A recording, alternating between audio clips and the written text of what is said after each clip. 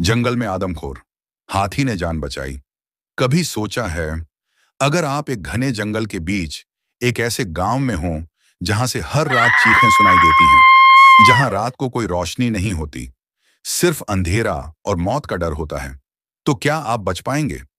आज की कहानी एक ऐसे गांव की है जहां जंगल की हर एक डाल मौत का पैगाम बन चुकी थी और एक आदमखोर जानवर हर रात किसी न किसी की जान ले लेता था। लेकिन इस कहानी का असली हीरो एक हाथी है। भारत के एक छोटे से जंगल के बीच बसा था गोरई गांव। लोग शांत थे, लेकिन जंगल बेचैन था। गांव के आसपास हर दूसरे दिन किसी न किसी की लाश मिलती थी, सीना फटा हुआ, चेहरा बुरी तरह नोचा हुआ। लोग कहते थे, जंगल में कोई भूत नहीं, कोई आदमखोर है, और वो इंसान नहीं, जानवर भी नहीं लगता। एक रात 12 साल का राजू अपने दोस्तों के साथ जंगल के किनारे गया, लेकिन वापस सिर्फ एक ही लौटा। उसकी आवाज कांप रही थी। वो इंसान की तरह चलता है, लेकिन उसकी आंखें लाल थीं। वो कुछ और था। गांव वाले जंगल की तरफ जाने से डरते थे, लेकिन एक दिन एक औरत, रेखा दीदी, अपनी छोटी बेटी मीनू को लेकर जंगल के उस किनारे चली गई जहां से लोग कभी लौटकर नहीं आते। और फिर जंगल में आग लग गई।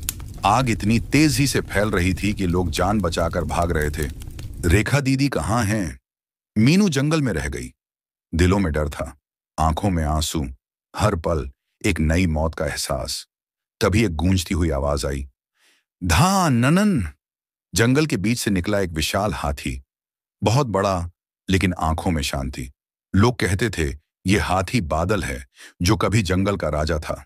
बादल सीधा आग की तरफ दौड़ा। उसने एक पुराना पेड़ गिराया जिससे लोग बाहर निकल सकें।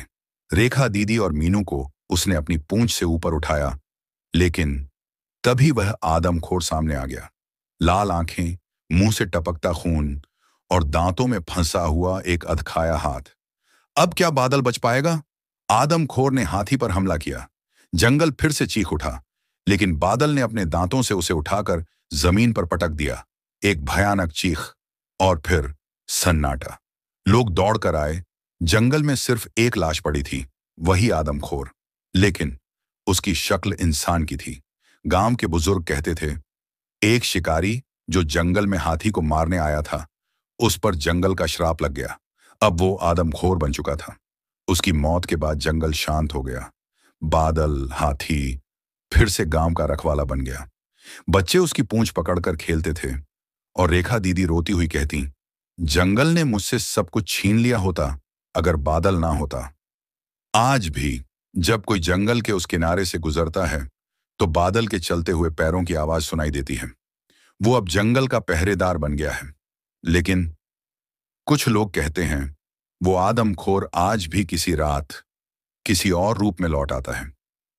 अगर आपको यह कहानी पसंद आई हो तो चैनल को सब्सक्राइब करना ना भूलें, क्योंकि आगे और भी डर और भी राज खुलने बाकी हैं। और हाँ, अभी के अभी देखिए रेस्टोरेंट की चुड़ैल और तांत्रिक की दुल्हन, जहां खाना तो मिलेगा, लेकिन साथ में मौत भी।